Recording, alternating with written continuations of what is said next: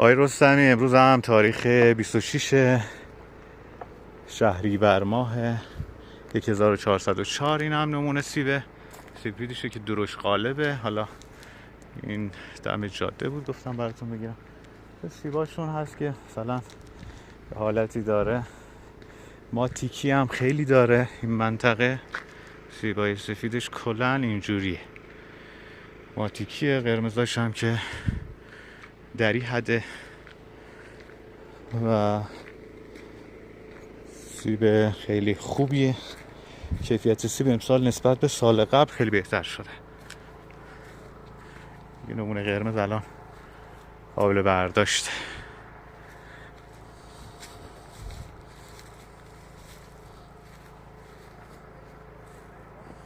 سیب سفیدش هم الان دیگه داره هی رنگ میاد که بشه بچینی.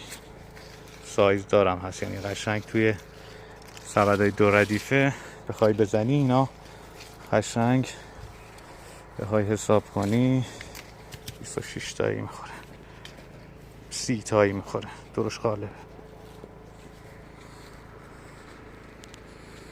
نگاه از دورم که نگاه میکنی ماتیکی.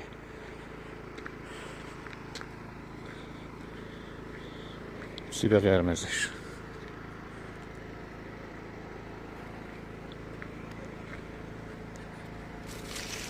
سیاه.